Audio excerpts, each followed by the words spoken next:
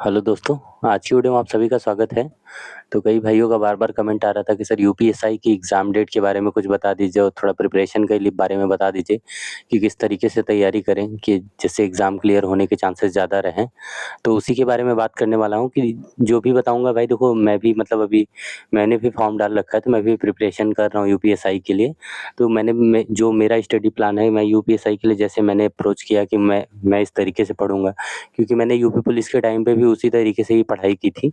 तो मैं उसी के बारे में बताऊँगा कि यूपीएसआई के लिए मेरा क्या प्लान है, मैं कैसे तैयारी करने वाला हूँ, वही आपको भी बताने वाला हूँ। अगर आपको अच्छा लगता है तो आप उसको फ़ॉलो कर सकते हैं, अदरवाइज़ आपकी मर्ज़ी। आपको अगर लगता है कि ये प्लान मेरे लिए सही नहीं है, मैं जिस तरीके से पढ़ रहा हूँ वो सही है, तो आप उस तरीके से भी पढ़ सकते हैं। कोई ज़रूरी नहीं है कि आप मेरे अकॉर्डिंग ही जो मैं बोलूँ उसी को फ़ॉलो करें, क्योंकि सबका अलग-अलग अपना प्लान हो सकता है। तो लेकिन कई लोग कमेंट कर रहे थे कि सर कुछ बता दीजिए, तो इसलिए मैंने सोचा कि एक वीडियो बना के आप सभी को बता दूँ कि मैं किस तरीके से पढ़ाई कर रहा हूँ और आप भी किस तरीके से पढ़ सकते हैं।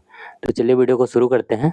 तो सबसे पहले मैं आपको बता दूँ कि अभी देखो एग्ज़ाम डेट के बारे में जो भाई लोग पूछ रहे थे, तो एग्ज़ाम अभी किसी को कन्फर्म नहीं पता है कि एग्ज़ाम कब तक होने का चांसेस है।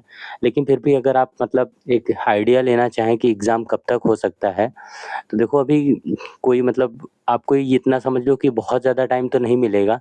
जब आपको मतलब जानकारी मिलेगी कि अभी इस डेट से एग्ज़ाम है, तो समझो कि लगभग आपसे 15 से 20 दिन या 1 महीने ज़्यादा से ज़्यादा इतना टाइम मिल सकता है।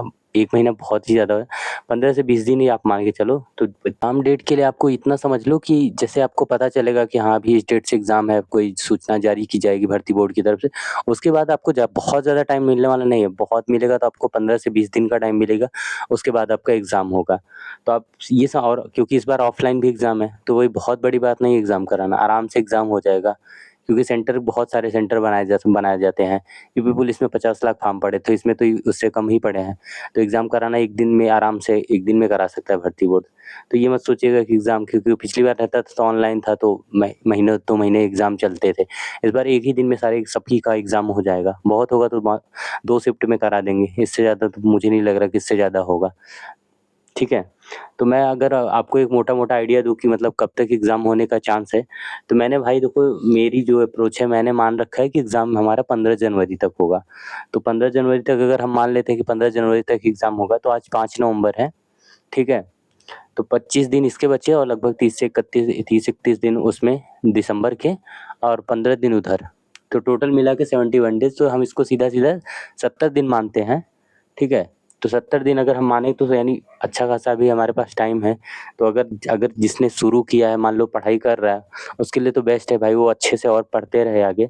जिसने नहीं भी शुरू किया तब भी 70 दिन बहुत होता है भाई। अगर आप 70 दिन भी अच्छे से मेहनत करके अगर आपका मतलब बेसिक वगैरह क्लियर है, मैथ वगैरह में इतना ज़्यादा आपको प्रॉब्लम नहीं हो रहा है कि मैथ का आपको बिल्कुल बेसिक ही नहीं आ रहा है, सारी चीज़ें आप बेसिक थोड़ा बहुत पढ़ चुके हैं, तो 70 दिन आपके लिए बहुत है। रीज़निंग में उतना ज़्यादा नहीं रहता, रीज़निंग भी इतनी टफ नहीं है कि रीज़निंग में आपको बहुत ज़्यादा परेशान, अगर आपका बेसिक वगैरह थोड़ा बहुत रीज़निंग का सही है, अच्छे से सारी चीज़ समझ में आती हैं, तो आप 70 दिन आपके लिए बेस्ट है। बहुत अच्छे से जिसने जो फ्रेशर है, जो अभी नहीं पढ़ा है बिल्कुल, वो भी तैयारी कर सकता है इन दिनों में।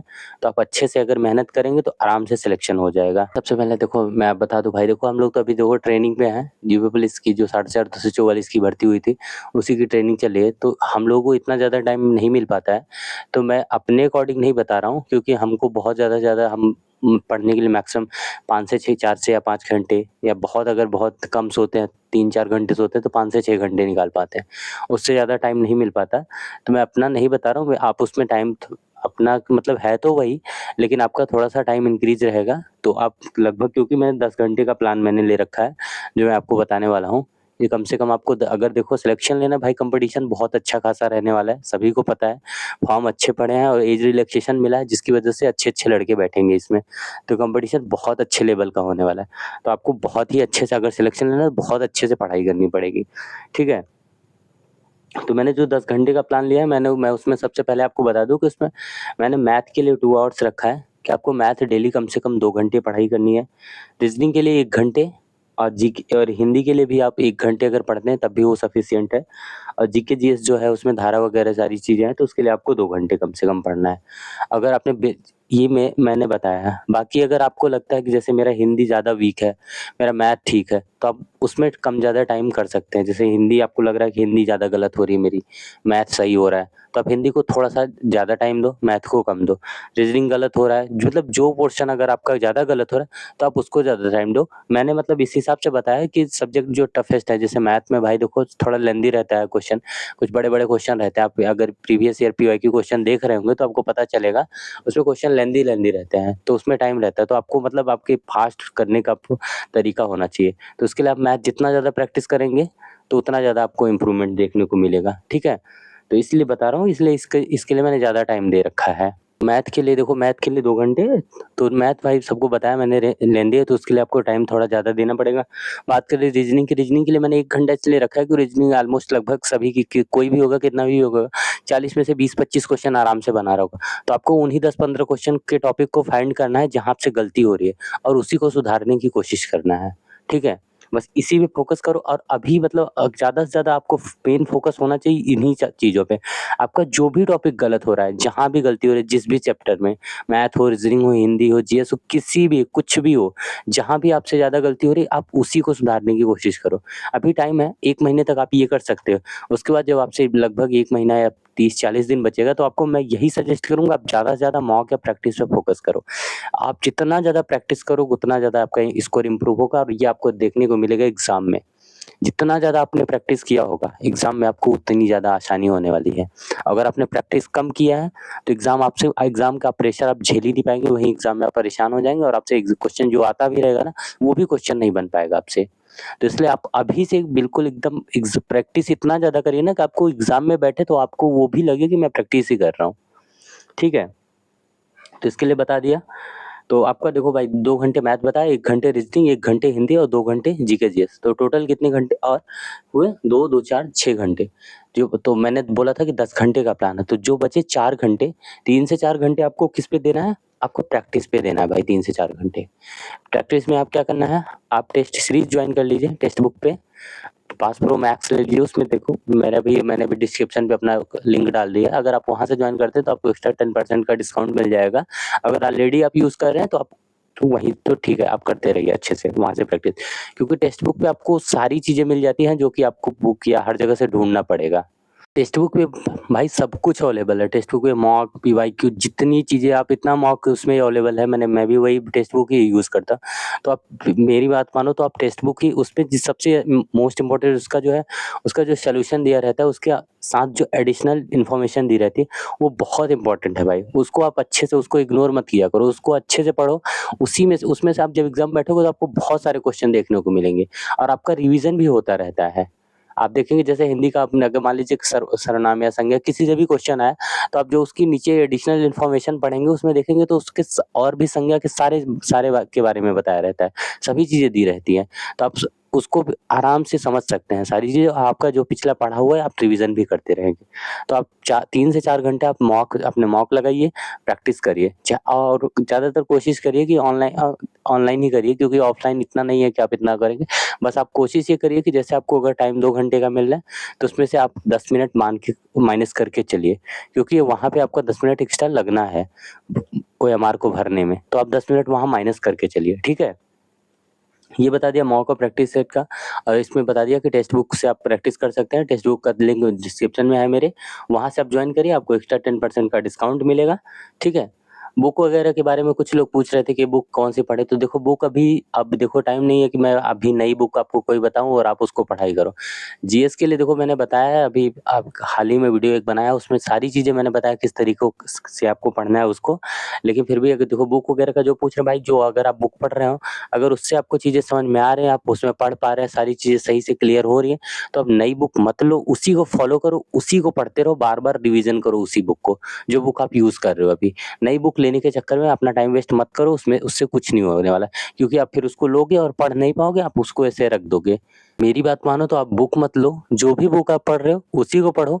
लेकिन अगर फिर भी देखो किसी को अगर लग रहा है कि हाँ, मेरे पास बुक नहीं है, तो आप मैंने ऑलरेडी मैथ के लिए बता दिया है कि आर.एस. अग्रवाल से आप पढ़ सकते हैं। रीज़निंग के लिए बताया कि अरिहंत की जो बुक आती है, उसको आप ले लीजिएगा। जीके जीएस के लिए भाई देखो मैंने बस लूसेंट पढ़ा था और एक महेश कुमार वर्णमाल की आती है वन लाइनर टाइप की, उसको वो भी थी मेरे पास, उसको भी कभी-कभी थोड़ा बहुत पढ़ा था। तो आप इन दोनों बुक से पढ़ सकते हैं।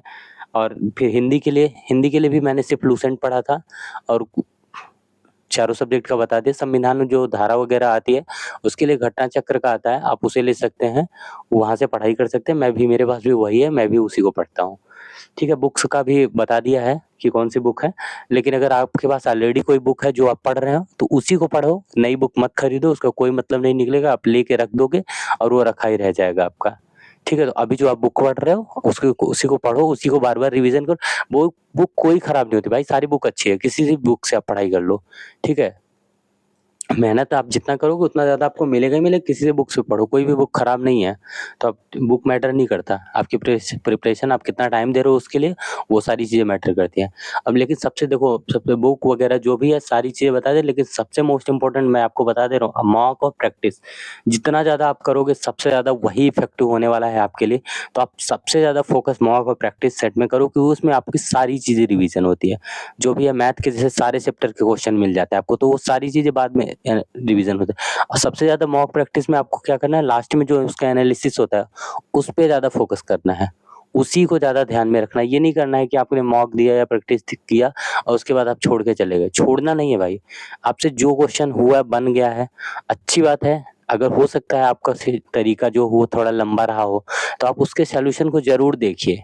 उसमें आपको शॉर्ट तरीके भी मिलेंगे कि कैसे करना है। और जो क्वेश्चन आपसे सही हुआ है, वो तो ठीक, गलत जो आपसे क्वेश्चन गलत हुआ है, उन्हें तो देखना ही देखना है। उन्हें अच्छे से देखना है, कोशिश आपको देखो सबसे ज़्यादा मॉक से आपको क्या इम्प्रूवमेंट में करना है। सबसे ज़्यादा आपका मेन फ़ोकस इस पे होना चाहिए, आपके क्वेश्चन देखो सभी से कोई भी बना रहा है, क्वेश्चन सभी से गलत होते हैं। मैं भी करता था, मुझसे भी गलती होती थी, आप भी करेंगे, आपसे भी गलती होगी। उस पे आपको बिल्कुल ध्यान नहीं दे रहा है कि मेरा इतना क्वेश्चन गलत हो गया, मेरा इतना क्वेश्चन गलत, जितना गलत हो रहा है होने दो। लेकिन आपका मेन टारगेट इस पे होना चाहिए कि जिस टॉपिक से, जहाँ से भी क्वेश्चन मेरा गलत हुआ है, इस टॉपिक से अगर मुझे अगली बार क्वेश्चन मिलेगा ऐसा क्वेश्चन, तो वो मुझसे गलती नहीं होना चाहिए। आपको उसको ज़रूर अच्छे से समझ लेना, उस चैप्टर को अच्छे से बिल्कुल पढ़ लेना और अच्छे से समझ लेना है।